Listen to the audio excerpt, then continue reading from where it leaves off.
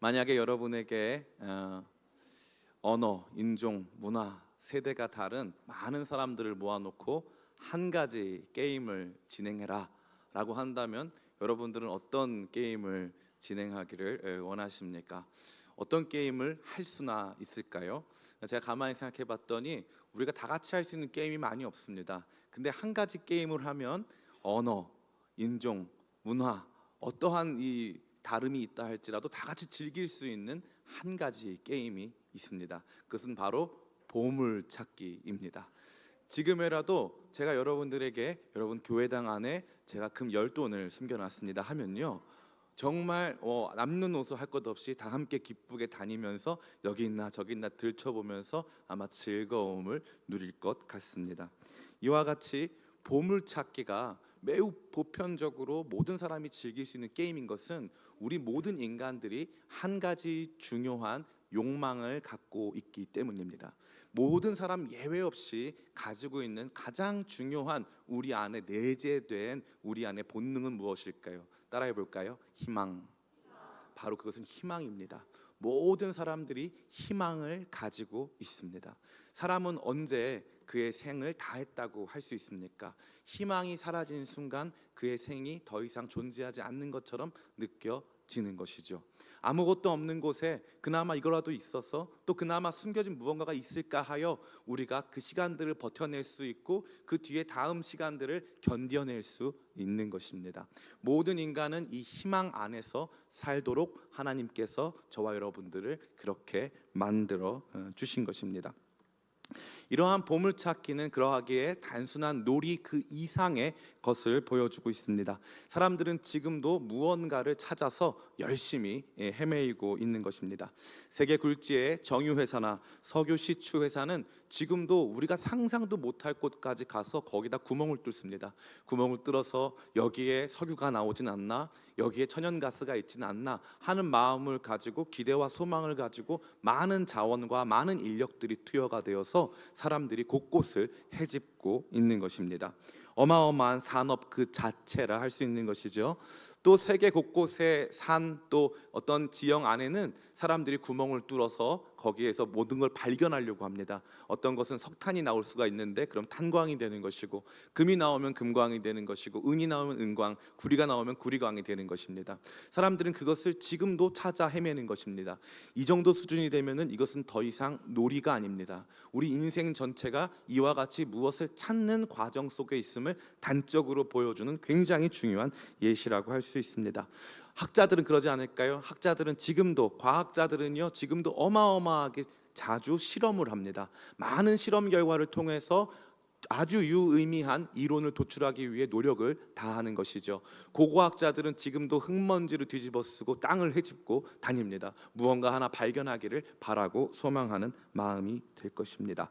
누군가는 주식시장에서 저평가된 주식을 찾아 헤매고, 또 누군가는 많은 인재들을 살피면서 그 가운데 옥석을 걸러내어 자기가 하고자 하는 그 사업에 그 사람들을 사용하려고 지금도 두루 다니며 사람들을 찾고 있는 것입니다.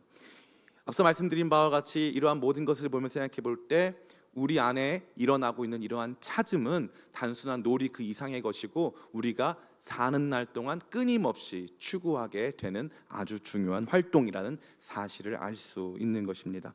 그렇다면 우리 신앙은 어떠합니까? 우리 신앙 역시 똑같습니다. 가만히 있어라 하는 신앙 없습니다. 우리 신앙은 바로 찾음의 신앙입니다. 보물찾기의 신앙이라는 것이죠. 예수님께서는 처음부터 그렇게 말씀하셨습니다.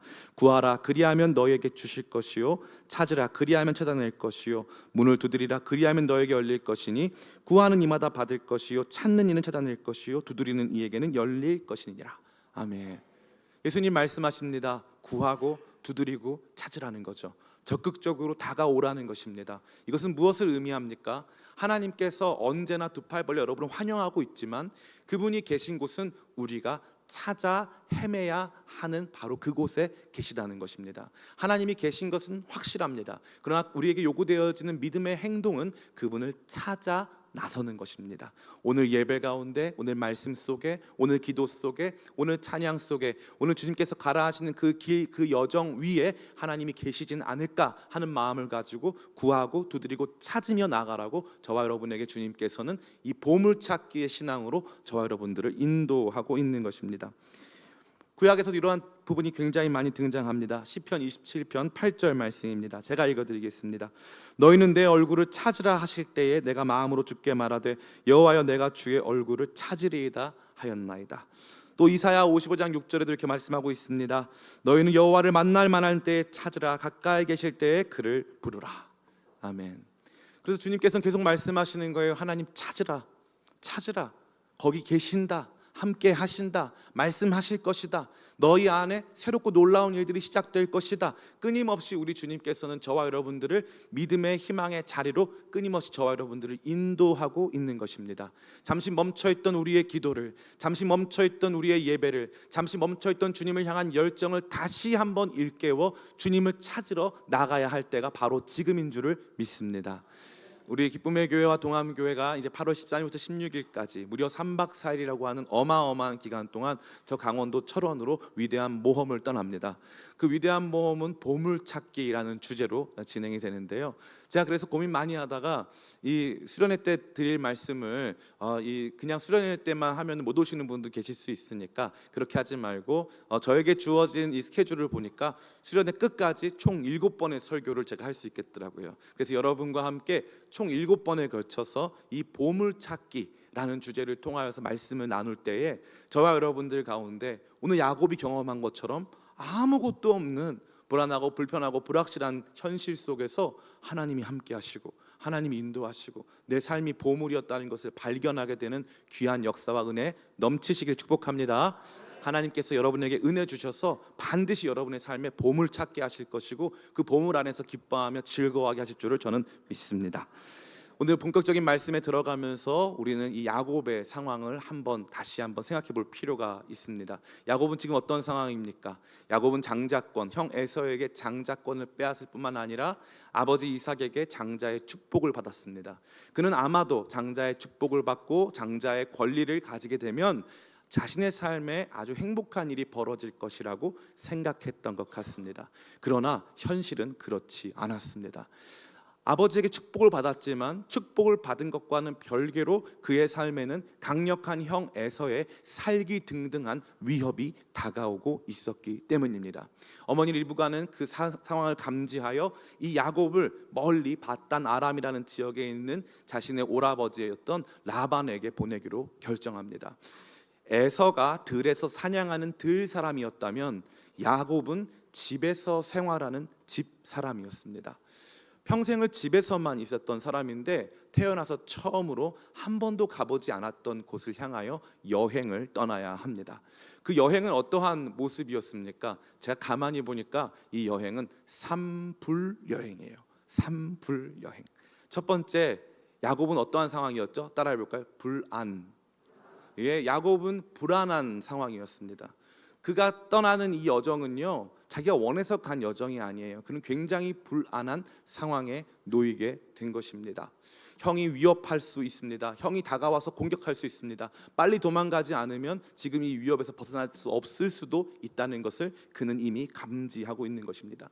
뿐만 아니라 이 자기가 걸어가서 만나게 될 삼촌도 한 번도 만난 적이 없는 것이죠. 안전하지 않은 상황입니다. 그가 안전하지 않은 것을 보여주는 단적인 그림이 뭡니까? 그는 지금 이 여정 위에서 그냥 잠들어 있다는 거죠.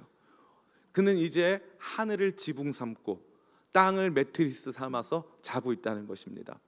이것은 굉장히 불안한 상황이 아닐 수 없는 것이죠. 그 무엇도 나를 보호해 줄 벽이 없고요, 이 기상 상황에서 자기 자신을 보호해 줄 지붕이 없습니다.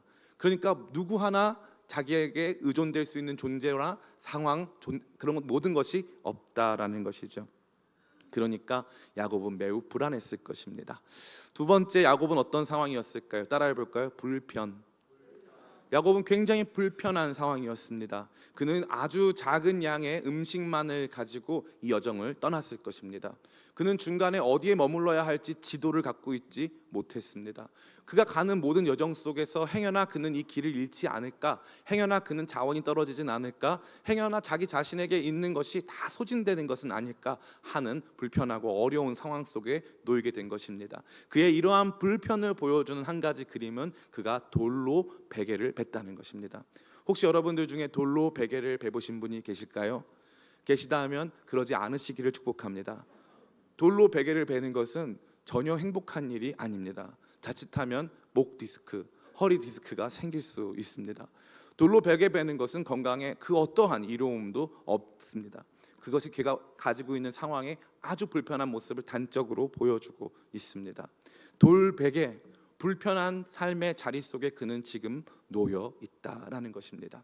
이 불안하고 불편한 야곱 안에 또 한 가지 불이 있었습니다. 그 불은 무엇일까요? 따라해 볼까요? 불확실. 예, 그는 이제 이 모든 것 안에서 불확실함을 경험하고 있습니다. 앞서 말씀드린 바와 같이 야곱은 집에서 사는 사람입니다. 집에서 사는 사람들의 일상은 매우 단조롭고 모든 것이 확실합니다. 아침에 눈을 떠서 밤에 잘 때까지 모든 상황들이 다 동일한 것이죠. 그런데 그는 자기 자신의 일상을 벗어나서 완전히 불확실한 세계 속으로 들어가고 있습니다. 일단 거리가 멉니다. 그죠? 뿐만 아니라 그가 한 번도 만나본 적 없는 사람들을 만나야 한다는 것입니다. 더더욱이 그가 다시 아버지 집으로 돌아올 수 있을까라는 생각을 해볼 때 그 앞에 펼쳐진 미래는 그야말로 불확실하기 짝이 없습니다. 다시 돌아올 수 있는 약속도 없고요. 이 먼 여정 속에서 길을 잃을 수도 있고 공격을 당할 수도 있고 가서 삼촌네 집에 갔는데 삼촌이 나를 싫어할 수도 있는 모든 불확실한 상황이 그 앞에 놓여졌다라는 것입니다. 이와 같은 산불, 불안, 불편, 불확실한 상황이 지금 야곱이라고 하는 한 사람 앞에 놓여져 있다는 것입니다. 그때 하나님께서 야곱에게 꿈을 하나 보여주십니다. 그의 꿈에 땅에 사닥다리가 하나 섰는데 그 사닥다리가 하늘까지 이어져 있습니다. 그 사다리 위에 보니까 천사들이 오르락내리락 하고 있어요. 그 끝을 보니까 거기 하나님 같으신 분이 계신 것입니다. 그는 바로 그 꿈 안에서 놀라운 것을 발견하게 되었습니다. 뿐만 아니라 하나님께서 거기서 말씀을 하십니다. 내가 너에게 이 땅을 주고 너로 큰 민족을 이루고 모든 민족이 너로 말미암아 복을 받을 것이고 내가 너를 안전하게 돌아오게 하리라 하는 하나님의 말씀이 그에게 주어진 것입니다. 그가 그때 어떠한 보물들을 발견하였습니까? 그는 첫 번째 이 땅이 자기 땅이라는 것을 발견했어요. 지금은 불안정하고 불편하고 불확실한 이 땅, 지금은 고난의 땅, 지금은 빨리 벗어나고 싶은 이 땅이 하나님께서 내게 약속으로 주실 내 땅이다라는 것을 그는 발견하게 된 것입니다. 더 이상 이 땅은 아무 의미 없는 여정이 아닌 것입니다. 이 땅은 이제부터 나에게 가치 있고 의미 있는 아주 중요한 의미의 공간이 되었다라는 것이죠. 두 번째로 하나님께서 말씀하셨을 때 야곱이 발견하게 된 것은 무엇입니까? 자기가 큰 민족을 이룬다라는 것입니다. 자기는 지금 혈혈단신으로 지금 이 여정을 지나가고 있습니다. 그 어떤 사람들을 만날지 아무것도 알 수가 없는 상황이죠. 그런데 하나님께서는 그가 전혀 알 수 없고 예측할 수 없는 그의 미래에 대해 말씀하시는데 큰 민족을 이룰 뿐만 아니라 그 민족이 모든 민족에게 복이 되는 그러한 일들이 있을 것이다 라고 말씀하시는 것입니다. 마지막 세 번째, 그 여정 속에서 야곱이 발견한 것은 하나님께서 지켜주신다라는 것이죠. 이것을 야곱이 마치 아무것도 찾을 수 없는 광야와 같은 곳에서 발견한 보물처럼 주어졌다라는 것을 우리는 볼 수 있습니다. 그래서 야곱이 뭐라고 고백합니까? 16절 같이 한번 읽어보겠습니다. 16절 같이 읽겠습니다. 시작. 야곱이 잠이 깨어 이르되 여호와께서 과연 여기 계시거늘 내가 알지 못하였도다. 아멘. 야곱이 고백하는 것은 다른 것이 아닙니다. 하나님이 계시는구나. 하나님이 여기 계시는구나. 하나님이 나와 함께 계시는구나. 그는 그것을 고백하기 시작합니다. 그에게 믿음이 원래 없었을까요? 아닙니다. 그는 믿음의 사람이었어요.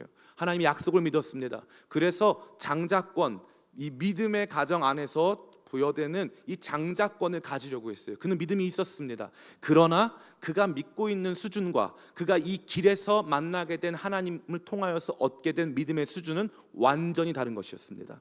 그의 믿음은 더 깊은 차원으로, 더 높은 차원으로 올라가기 시작했다는 것입니다. 완전한 업그레이드를 경험한 것입니다. 이 여정이 아니었다면 하나님에 대해서 이렇게 깊은 알을 알 수 없었다는 것이죠. 근데 그는 이 여정 속에서 완전히 새로운 하나님을 만나게 된 것입니다. 얼마나 놀랍습니까? 두 번째, 그가 어떤 고백, 어떠한 반응으로 하나님께 나아가고 있습니까? 우리 20절부터 22절 말씀 같이 읽겠습니다. 시작. 야곱이 서원하여 이르되 하나님이 나와 함께 계셔서 내가 가는 이 길에서 나를 지키시고 먹을 떡과 입을 옷을 주시어 내가 평안히 아버지 집으로 돌아오게 하시오면 여호와께서 나의 하나님이 되실 것이요 내가 기둥으로 세운 이 돌이 하나님의 집이 될 것이요 하나님께서 내게 주신 모든 것에서 10분의 1을 내가 반드시 하나님께 드리겠나이다 하였더라. 아멘. 이 말씀이 어떤 부분이 흥미롭습니까? 저는 매우 흥미로워요. 왜 그렇습니까? 그는 하나님께 약속을 합니다. 하나님께서 주신 약속을 붙잡고 마치 그가 언제나 그러했던 것처럼 다시 하나님과 거래를 하는 것이죠. 그는 거래의 사람입니다. 야곱은 다시 하나님 앞에 거래하기 시작합니다. 근데 그 거래의 내용이 굉장히 흥미롭습니다. 단순히 하나님 저를 지켜주세요, 하나님 저 지켜주시면 헌금 많이 할게요, 저 지켜주시면 하나님 찬양할게요, 이게 아니에요. 놀라운 것은 그가 이렇게 고백한다는 거예요. 하나님 저를 끝까지 지켜주시면 하나님은 저의 하나님이 되실 거예요. 하나님 나의 하나님이세요. 그는 지금 하나님과의 새로운 관계 안으로 들어갈 거를 말하고 있다는 거예요. 이게 너무너무나 재밌는 것입니다. 하나님의 영광스러운 계시가 결코 하나님을 찾을 수 없을 것 같은 삶의 환경 속에서 놓여졌습니다. 그는 얼마든지 하나님 감사합니다, 하나님 저 지켜주세요 하고 끝나면 되는 거예요. 놀라운 건 뭡니까? 그가 여기에서 고백하고 있는 것은 나를 지키시는 하나님이 이제 나의 하나님이 되실 것이라고 하는 하나님과의 새로운 관계를 고백하고 있는 것입니다. 그것을 하나님께서 원하신다는 사실을 그는 감지한 것입니다. 그래서 하나님의 타이틀은 무엇입니까? 아브라함과 이삭과 야곱의 하나님. 이것이 야곱이 감지한 하나님의 마음이에요. 그냥 하나님께서 물질 좀 주시고 건강 지켜주시고 안전 지켜주시는 게 아니라 그 주님과 함께하면서 그 마지막 결국이 하나님이 나의 하나님이 되실 것이라고 하는 영광스러운 고백으로 야곱이 지금 서원하고 고백하고 있다라는 것입니다. 얼마나 놀랍습니까? 광야 한가운데서 하나님을 보물처럼 찾을 때 우리 가운데 일어나는 위대한 변화가 바로 이러한 종류의 변화가 되는 것입니다. 뿐만 아니라 3절 세 번째는 굉장히 중요합니다. 우리 22절인데요. 제가 읽어드리겠습니다. 내가 기둥으로 세운 이 돌이 하나님의 집이 될 것이요 하나님께서 내게 주신 모든 것에서 10분의 1을 내가 반드시 하나님께 드리겠나이다 하였더라. 아멘. 여러분 기억을 한번 상기해 봅시다. 이 땅은 이제 누구 땅입니까? 야곱 땅이죠. 하나님이 야곱한테 주신다 그랬잖아요. 이 땅은 야곱 땅입니다. 근데 야곱은 뭘 합니까? 이 땅에 뭘 짓겠다는 거예요? 하나님 성전 짓겠다는 거예요. 누구 땅인데요? 야곱 땅인데요. 하나님 야곱한테 줬는데요. 야곱은 누구 땅이라는 거예요? 하나님 성전이래요. 여기는 하늘의 문이래요. 하나님 나한테 주신 것인데 이거 하나님 거래요. 얼마나 기가 막힙니까? 얼마나 아름답습니까? 광야 같은 세상 속에 하나님을 만나게 될 때 우리가 경험하게 되어지는 것은 나의 삶 전체가 주님의 것이라고 인정하는 거예요. 하나님과의 깊은 관계 안으로 들어가 하나님이 돈 주시고 물질 주시고 건강 주시고 우리 가운데 모든 능력 주셨을 때 그냥 하나님 감사합니다, 잘 쓰겠습니다 하고 마는 게 아니라 이거 하나님 겁니다. 내 육신 하나님 겁니다. 내 물질 하나님 겁니다 라고 반응하고 있다는 거예요. 하나님을 보물처럼 만난 모든 사람들은 이러한 반응으로 나아간다는 것입니다. 제가 아는 한 감리교 여자 장로님이 계세요. 저랑 굉장히 친밀하신 분인데 하루는 새로운 목사님이 부임했습니다. 이 장로님이 이 건축업을 하셔서 돈이 아주 많으시거든요. 근데 새로운 목사님이 청년부 목사님이 부임하셨어요. 새로 부임한 목사님을 조심하셔야 합니다. 목사님을 딱 부임을 했어요. 부임을 했는데 교회 찬양단 악기가 좋지가 않은 걸 목사님이 발견하고 그 목사님이 이 여자 장로님 찾아가서 장로님 교회 악기 바꿔야 되니까 헌금 좀 하세요. 그랬더니 장로님이 좀 당황하신 기색이 있어요. 그런 가운데서 얼마나 하라는 거예요? 이랬다는 거죠. 그러니까 이 목사님이 600만 원 하세요 이랬다는 거예요. 그랬더니 갑자기 장로님 너무 화가 나는 거예요. 그래서 이 목사님한테 아니 목사님 언제 봤다고 나한테 600만 원 헌금하라 그러냐고 막 화를 냈다는 거죠. 그리고 나서 다음날 새벽 기도를 갔답니다. 새벽 기도가 위험합니다. 다음날 새벽 기도에 가가지고 이 장로님이 하나님께 일렀다는 거예요. 새로운 목사 하나가 있는데 목사가 날 보자마자 600만 원 헌금하라 그랬다고 막 하나님한테 막 그러고 막 장로님 돈이 장로님 돈이에요? 하나님 돈이죠? 막 이랬다는 거예요. 그러니까 그게 너무 화가 나니까 아침에 가가지고 막 장로님이 막 화를 냈다는 거예요. 주님 이게 말도 안 되고 그 목사님 혼내달라고 막 순수하게 기도를 했다는 거죠. 그랬더니 하나님 하늘로부터 음성이 들렸다는 거예요. 네 돈이 네 돈이냐? 그 목사 말이 맞지 않냐? 엉엉 울면서 회개했다는 거예요. 만약에 제가 믿음이 없는 사람이었다면, 하나님 만나지 못한 사람이면은 그런 음성 정말 들으면 하나님한테 삐질 것 같아요. 하나님 그리고 위로라도 좀 해주시지 이게 뭡니까? 그런데 하나님께서는 그 장로님의 믿음의 수준을 아시니까 그게 네 돈이냐 내 돈이지 말씀하시니까 거기서 눈물 흘리고 은혜 받으면서 자신의 삶을 드렸다는 거죠. 오늘날 저 열방에 나가면요, 옛날에 한비아 씨가 지은 책 중에 지도 밖으로 행군하라는 책이 있는데 거기 그 책에 보면은 딱 두 가지 내용이 있어요. 이 오지에 가면 두 종류의 한국인이 있다는 거예요. 하나는 비즈니스맨, 사업가들이 반드시 있다는 거예요. 아무리 이 심각한 오지에 가도 반드시 비즈니스맨, 한국인 비즈니스맨이 있다는 거죠. 또 하나는 미셔너리, 한국인 선교사가 없는 지역은 없다는 거예요. 그 어디에도. 그러면 그들은 왜 갔을까요? 주님이 우리 구원해 주시고 우리 아버지가 되시고 우리 삶의 공급자 되신다고 말씀하셨어요. 그럼 하나님 감사합니다, 잘 살겠습니다, 행복하게 살겠습니다, 건강하게 살겠습니다, 이러면 끝나잖아요. 근데 그분이 뭐라고 한 거예요? 이제 너 삶을 너답게 아름답게 살아라. 주님이 말씀하셨을 때 내 삶 주님의 것입니다. 내 인생 주님의 것입니다. 내 건강 주님의 것입니다. 내 물질 주님의 것입니다. 여기 동암교회도 그렇게 세워진 교회 아닙니까? 우리 기쁨의 교회도 그렇게 세워졌고요. 우리 조국 대한민국 불과 130년 전 아무도 크리스찬이 없었을 때에 수많은 선교사들이 와서 여기 목숨 바쳐서 왔습니다. 그 사람들이 다 가난하고 못난 사람들이었습니까? 아닙니다. 제가 누누이 간증하지만, 누누이 제가 말씀드리지만 이 언더우드 선교사는요 엄청난 갑부집 아들이에요. 언더우드 선교사의 형이 있는데 그 사람이 여러분 나중에 중고나라 같은데 타작이 찾아보시면 아는데 언더우드 타작이라고 지금으로 치면 애플 같은 거예요. 그거 만든 사람이 그 가정입니다. 뭐가 아쉬워서 여기 왔겠습니까? 내가 너에게 복을 주겠다, 이 땅 네 땅이다. 그랬더니 야곱이 뭐라고 말하는 거예요? 아니에요 주님, 이 땅 하나님의 집이에요. 이 땅 하나님의 문이에요. 하나님 이 땅을 통해서 역사하세요. 이렇게 고백하고 있는 거 아닙니까? 아름다운 보물을 찾은 사람들이 이와 같은 고백으로 나아가는 것입니다. 여기까지 우리는 야곱이 보물 찾기를 통해서 보여주는 그 모든 모습들을 생각해 보았습니다. 이제 이 말씀이 저와 여러분에게 주는 세 가지 중요한 교훈이 있습니다. 첫 번째는요, 따라해 볼까요? 같이 읽어보겠습니다. 시작. 광야에 보물이 있습니다. 아멘. 하나님께서는요 광야에서 보물 주시기를 기뻐하십니다. 여기 전혀 보물이 없을 것 같은 곳, 여기는 내 인생 망한 것 같은 곳, 여기에는 그 어떤 희망도 없을 것 같은 거기로 하나님께서 저와 여러분들을 불러내시는 거예요. 하나님은 데이트를 좋아하시는데 한적한 곳 데이트를 좋아하세요. 광야 데이트. 조금 취향이 이상하세요. 그래서 주로 다 광야로 데리고 나오세요. 일단 이스라엘 백성들 애굽, 그 당시에 고대 근동 사회에서 가장 위대한 문명 국가 아닙니까? 그 애굽에서 나오라는 거예요. 어디로? 광야로. 광야에서 율법을 주시고, 광야에서 만나와 메추라기로 먹이시고, 광야에서 돌보시는 거예요. 하나님께서 요셉을 어떻게 하십니까? 집에서 귀공자처럼 크고 있던 요셉을요 애굽의 죄수, 애굽의 노예로 만드시지 않습니까? 인생의 광야로 그를 불러내신다는 것입니다. 참 기가 막히지 않을 수 없는 것이죠.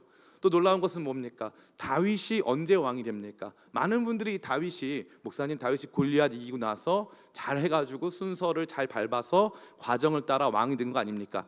아닙니다. 다윗이 왕이 됐을 때는 그의 인생의 밑바닥이었어요.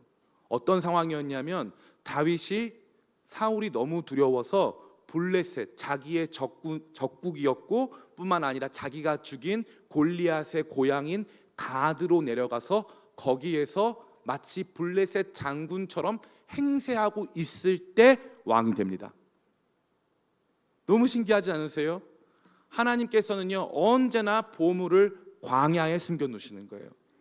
야곱이 집에 있으면요 절대 이 보물을 발견할 수 없어요. 하나님에 대한 완전한 새로운 인식, 그분이 주시는 위대한 약속, 이런 거 결코 받을 수가 없습니다. 그래서 여러분의 삶 속에 하나님께서 광야를 주시거든 하나님께서 보물 찾게 하시려고 주시나 보다 하시면 100% 맞습니다.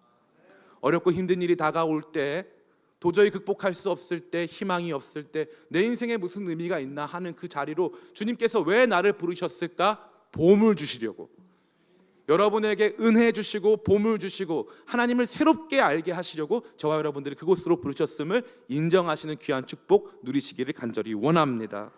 광야에 보물이 있습니다.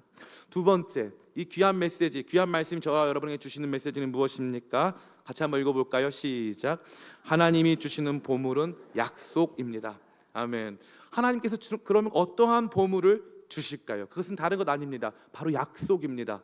내가 이 땅을 너에게 주고, 내가 너로 큰 민족을 이루고, 내가 너를 건강하고 안전하게 지키어 너를 반드시 이 땅으로 돌아오게 해주리라 하는 약속입니다. 언제나 하나님은 약속을 주십니다. 너무 놀라운 것은 무엇이냐 하면, 하나님께서 광야에서 보물을 주셨다면 지금 이 불안하고 불편하고 불확실한 상황 속에서 하나님이 현실적으로 좀 도움을 주셔야 되는 것 아닙니까? 그죠?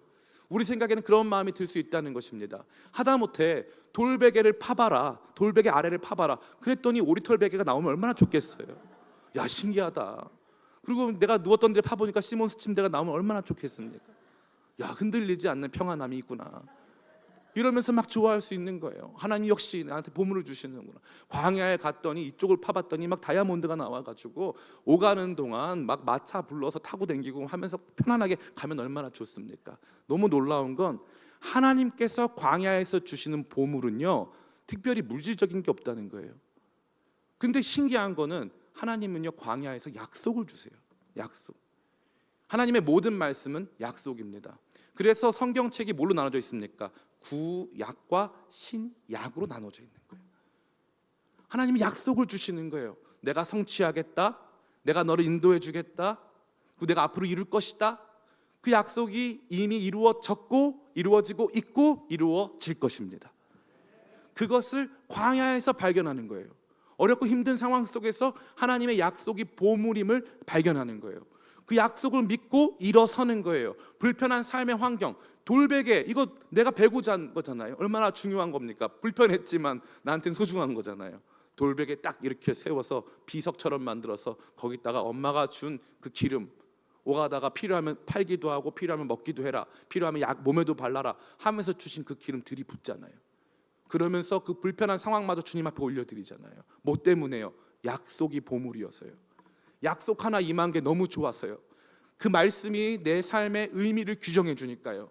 너 이 땅, 너 고난의 땅 아니야, 네 땅이야. 너 이 땅에서 아름답게 성공할 거야. 이거 너 거야. 주님, 전 몰랐어요. 이 땅이 축복의 땅이야. 이 땅이 너를 만나주는 곳이야. 이 땅이 성전이야. 주님께서 주시는 그 약속의 말씀 붙잡으니까 달라 보이는 거예요. 달라 보이는 게 은혜인 줄 믿습니다. 여러분, 인생이 달라 보이는 거예요. 지금 아이가 어디 있습니까? 얼마나 무의미합니까? 그죠? 그런데 하나님 말씀하시잖아요. 내가 너로 큰 민족을 이루겠다. 너의 인생 초라하지 않다. 네 삶 무의미하지 않다. 너의 삶 가치 있다. 아름답다. 주님께서 말씀해 주시는 것입니다. 사랑하는 성도 여러분, 저는 주님의 약속을 여러분들이 경험하시기를 축복합니다. 우리 가운데 처해져 있는 모든 상황과 현실, 나 자신의 어떠함과 상관없이 나에게 주시는 위대한 말씀이 임하는 것을 경험함으로 말미암아 내 삶 속에 주님께서 숨겨두신 위대한 보물이 있음을 다시 한번 기억하는, 그래서 약속이 보물임을 알게 되는 여러분 다 되시기를 예수님의 이름으로 축원합니다. 세 번째, 이게 아주 재밌는데 같이 한번 읽어볼까요? 시작. 우리는 하나님의 보물입니다. 제가 처음에 말씀드렸죠. 하나님께서 저와 여러분들에게 보물 찾기를 요청하신다고요. 하나님 찾기 위해 예배로 나오고 하나님 찾기 위해서 찬양과 기도로 나아가는 삶을 살아야 한다고 제가 말씀드렸습니다. 그런데 놀라운 것은요, 야곱은 지금 하나님을 찾았습니까? 야곱은 하나님을 찾지 않았습니다. 이 말씀 가만히 보니까요, 이 말씀 가만히 보니까 하나님이 야곱을 찾아오시거든요.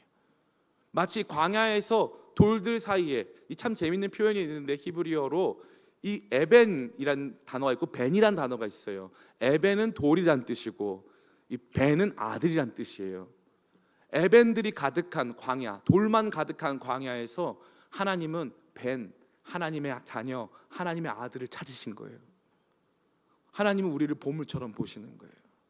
그래서 우리의 보물 찾기와 하나님의 보물 찾기가 만나는 거예요, 이 광야에서. 그래서 우리가 발견하게 되는 거죠. 나 같은 사람이 보물이라고, 나 같은 사람이 보물이라고. 하나님이 찾아오시는 거예요. 꿈 보여주시고 말씀해 주시고, 뿐만 아니라 약속 주시고, 이 땅 네 거라고 말씀해 주시고, 내가 보물이었구나. 누구의 보물? 하나님의 보물. 왜요? 하나님이 찾아오시니까요. 하나님 여러분 절대 포기하지 않으시니까요. 하나님 여러분에게 달려오고 계시니까요. 저와 여러분들은 하나님의 보물입니다. 빌립보서 3장에 보니까 사도 바울이 뭐라고 고백하냐면, 내가 그 안에서 발견되려 함이니 라고 고백합니다. 내가 그 안에서 발견되려 함이니, 주님이 나를 찾아오시는 것을 경험하여서 주님 안에서 내가 보석으로, 내가 보물로 발견되는 거예요. 내가 하나님의 보물이라는 사실이죠. 이것이 너무나도 중요한 것입니다. 이제 말씀 다 마칩니다. 사랑하는 성도 여러분, 우리는 하나님의 보물입니다. 하나님이 우리를 찾아 오실 것입니다. 아주 예전에 제가 태어나기 전에 저희 어머니가 저한테 그 말씀해 주셨어요. 생활이 너무 어렵고 집에 아이는 많아서 저를 임신했을 때 저희 어머니가 저를 이렇게 그 당시 임신 중절을 해야 하면 어떨까 해가지고 하나님께 기도를 했다는 거예요. 이 아이를 낳기가 너무 부담스럽습니다. 그래서 이 아이를 지으면 어떨까요? 하나님께. 기도가 위험한 거예요. 그래서 기도했다는 거예요. 근데 하나님께서 저희 어머니한테 말씀해 주셨다는 거예요. 그 아이가 화목제물이다. 힘들고 어려워도, 하루하루 살기 힘들어도 그 아이를 낳아라. 그 아이가 너에게는 보배다. 너에게는 보물이다. 이렇게 말씀해 주셔서 제가 이 땅에 태어난 거예요. 그래서 화목제물이어서 얼굴이 까매요. 번제로 드려져가지고 얼굴이 까맣습니다. 그런 생각을 많이 합니다. 이 땅에서 우리 각자의 삶이 때로는 너무나도 초라해 보이고 무의미해 보일 때가 많아요. 주님을 믿고 따르지만 주님 안에서 내 삶의 목적과 의미를 발견하지 못하고 삶의 불안, 불편, 불확실성은 더해갈 때가 얼마나 많은지 말로 할 수 없습니다. 근데 주님께서는요, 뭐라고 말씀하십니까? 내가 광야로 나와라. 광야로 나와라. 거기서 나를 만나자 말씀하십니다. 거기서 주님이 우리가 찾은 것보다 더 열심히 우리를 찾아와 주셔서 우리에게 말씀해 주시는 거예요. 너 이 땅이 무슨 땅인 줄 알아? 너 지금 고생하고 있는 이 땅이 네 땅이야. 여기에서 열매가 있을 거야. 너 인생 무의미하지 않아. 가치 있어. 주님께서 말씀하시는 거예요. 광야 속에서 주신 그 위대한 말씀을 가슴에 품고 야곱은 이제 용감하게 이 여정을 걸어갑니다. 더 이상 그의 삶의 여정은 도피 행로, 도피 여정이 아니에요. 그의 여정은 이제 하나님의 약속을 성취하는 희망으로 가득 찬 여정이 된 것입니다. 말씀이 보배고 우리 삶에 주신 보물이고 우리 자신이 보물입니다. 날마다 주님께서 그러한 것들을 여러분들에게 고난의 삶의 현장 속에서 깨닫게 하시고 알게 하시면서 하나님 더 깊이 배워가게 하시고 하나님 만나게 하시는 줄 믿습니다. 저와 여러분 모두가 보물찾기, 이번 주부터 시작된 이 보물찾기 말씀을 힘을 얻어서 다시 한번 믿음으로 행진하며 아무것도 없는 것 같은 내 인생 속에 보물을 발견하고 나 자신이 보물이었음을 발견하게 되어지는 귀한 역사와 은혜 넘치시기를 예수님의 이름으로 축원합니다.